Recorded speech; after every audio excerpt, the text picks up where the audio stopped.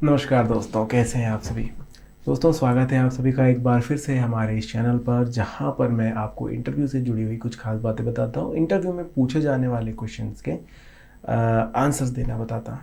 और आज का जो वीडियो है वो इंटरव्यू क्वेश्चंस पर नहीं होने वाला है, बल्कि एक बहुत ही ज़रूरी जो पद होता है उसके बारे में बताने वाला हूँ। दोस्तों, हर एक कंपनी होती है, उसमें जैसे कोई भी एक कंपनी है, उसमें जहाँ पर प्रोडक्ट मैन्युफैक्चर हो रहा है तो उसका एक स्टोर होता है जहाँ पर रॉ मटेरियल रखा जाता है, जहाँ पर स्टॉक होता है बहुत सारा चीज़ों का। उनको अच्छे से रखने के लिए, उनको कीप करने के लिए एक स्टोर कीपर की ज़रूरत पड़ती है, और इस जॉब के लिए भी आप जा सकते हैं। तो आज समझेंगे कि ये जो स्टोर कीपर होता है उसका जॉब क्या होता है, उसको क्या क्या चीज़ें करनी होती हैं। पहले मैं बता दूं कि बहुत सारी रिस्पॉन्सिबिलिटीज़ होती हैं जो कि आपको समझनी होगी। मैं आज सारी चीज़ें बताऊंगा और फिर अंत में हम देखेंगे कि आप कैसे अप्लाई कर सकते हैं। शुरुआत से पहले बस इतना चाहूँगा कि अगर आपने सब्सक्राइब नहीं किया है चैनल को तो सब्सक्राइब कर लीजिए। अगर आप चैनल पर नए आए हैं तो सब्सक्राइब का बटन दबा सकते हैं, क्योंकि ऐसे ही बहुत सारे वीडियोस आपको मिल जाएंगे चैनल पर, जहाँ पर आपकी कुछ ना कुछ तो हेल्प ज़रूर होगी। सो मेनली अगर देखेंगे तो इसके जो बाहर बाहर से देखें, तीन बड़े काम होते हैं। एक तो जो स्टॉक है वो रहे इन्वेंट्री में हमेशा, तो उसके लिए जो बाहर से स्टॉक मंगाए जा रहे हैं वो इन्वेंट्री में उसे लेना है। दूसरी चीज़, मैनेज करना है अपने स्टाफ को।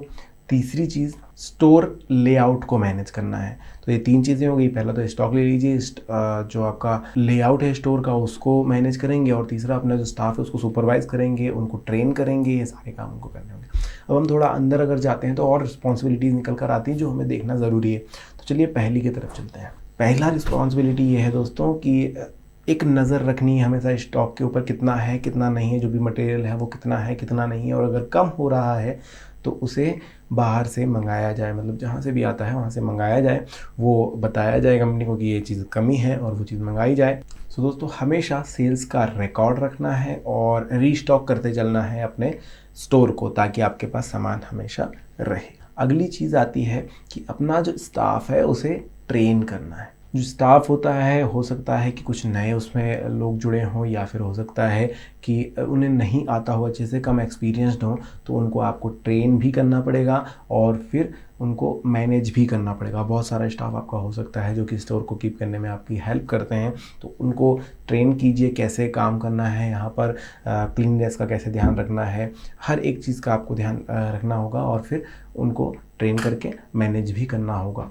अब ये भी होता है, स्टोर में कई सारे ऐसे प्रोडक्ट्स आते हैं जिनका मार्केटिंग भी आपको करना पड़ सकता है। तो प्रमोशनल कैंपेन अगर आप चलाना चाहें तो वो स्टोर कीपर के हाथ में जाती है चीज़। अगर कंपनी चाहती है प्रमोशनल कैंपेन करना तो स्टोर कीपर का ये भी काम होगा कि वो कैंपेन चलाए, उसके लिए कंपनी को हेल्प करे। एक जो सबसे ज़रूरी चीज़ होती है दोस्तों, वो होती है क्लीनलीनेस, यानी कि साफ़ सफाई। उसका भी स्टोर कीपर को ध्यान रखना है। अब यहाँ पर ये नहीं है कि स्टोर कीपर खुद ले करके झाड़ू और भिड़ जाएगा झाड़ने या सफाई करने, बट जो भी टीम और उसके लिए असाइन की गई है कि भाई आपको क्लीन रखना है स्टोर को, उसके ऊपर भी ध्यान देना है। उनको समय समय पर बताना है अगर कुछ भी कमी आपको नज़र आती है। साफ़ सफाई रहेगी तो जो मटेरियल है वो भी अच्छे से रह पाता है, जिसकी वजह से क्लाइंट भी खुश होते हैं। तो ये चीज़ का स्टोर कीपर की रिस्पॉन्सिबिलिटी होती है कि वो इस चीज़ का ध्यान दे। देखिए, स्टोर कीपर के पास क्योंकि ज़्यादा समय तक मटेरियल रहता है, इस वजह से उनको ये चीज़ का ज़्यादा ध्यान रखना होता है। कई बार ये भी हो सकता है कि आपके स्टाफ और क्लाइंट के बीच में कुछ कन्फ्रंटेशन हो गई है, तो आपको बीच में जा कर के मीडिएट करके और इस गुत्थी को सुलझाने की भी कोशिश करनी है।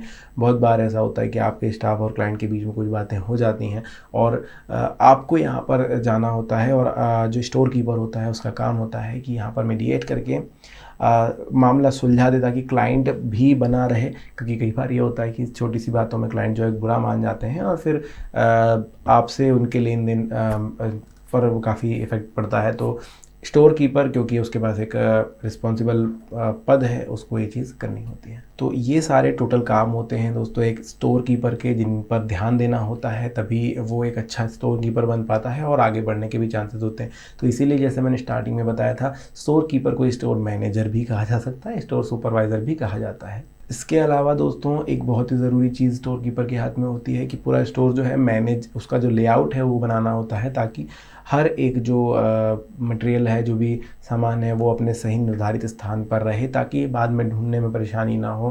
क्योंकि बहुत बड़े स्टोर हो जाते हैं तो बहुत सारा ढूंढना पड़ सकता है। अगर स्टोर कीपर के पास पूरा लेआउट रहेगा कहाँ पर कौन सी चीज़ रखी हुई है तो थोड़ा ईजी हो जाता है।